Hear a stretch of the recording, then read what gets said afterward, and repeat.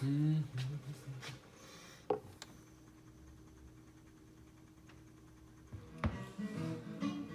VC, welcome to the Personal Oasis. This is the Blind Island, and today we are going to be doing a Blind Island review. It's been a while, and I wanted to take an in-depth look at an album that I feel needs to get a spotlight, and that record would be Robert Pete Williams' Louisiana Blues.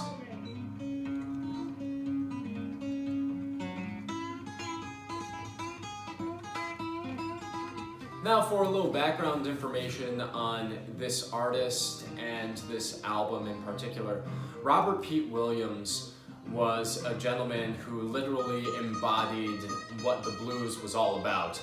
He had grown up in a very poor family. At the age of 20, he created his first rudimentary guitar out of a cigar box and 5 strings. Then he went on to buy a mass-produced guitar.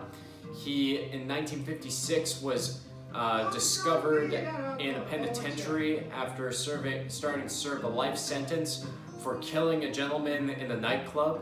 He claimed that it was in self-defense, and while they were doing some discovery of his music, they really tried to push.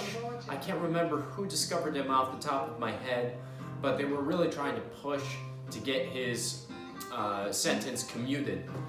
He did get parole, but basically was sentenced to indentured servitude, having to do 80 hours a week of unpaid labor, only given room and board, and that was his parole.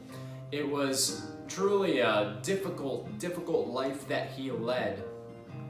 And in 1968, after a few years of doing that, he was finally able to record this record, and I believe one other. And his music, it completely encapsulates what the blues is all about, and because of how difficult his life was. So now that we've taken a look at the artist, the background information on this album, let's move on to my thoughts of the music.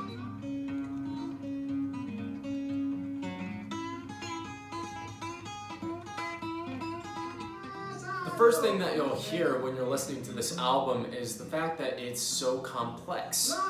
He's really introducing elements that only jazz musicians usually use, highly syncopated rhythms throughout his songs, and it is just amazing how many notes he's able to fit into a blues song. The spacing, the phrasing is wonderful to the ear, and he has a complete mastery of his instrument.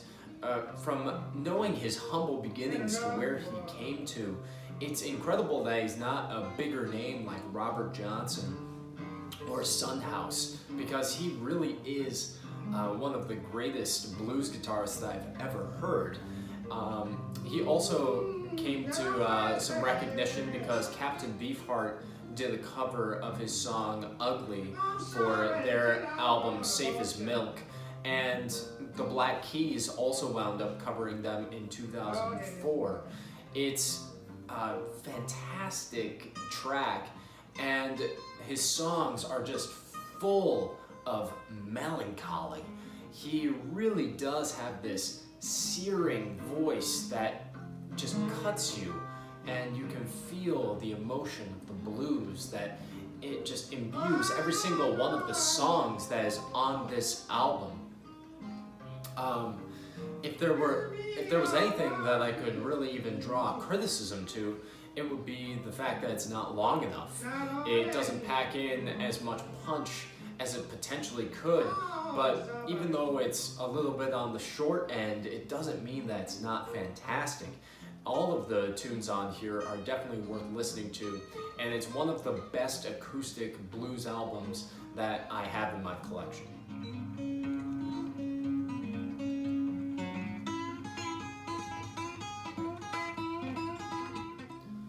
When all is said and done, Robert Pete Williams created some of the best acoustic blues that I have ever heard. And it truly is a shame that while people who are in the know have an understanding of who Robert Pete Williams is, I think that he needs to be an even bigger star. He is deserving of a renaissance similar to Junior Kimbrough when he came out with an album in 2004. And while Robert Pete is passed away, I believe that this album and his other record are ripe for a reissue, for a record store day. And when you hear about his life, when you hear the music, it will touch you in ways that you don't think that you could have been touched. And I'm going to have to give this record a 5 out of 5. It's a masterpiece of blues.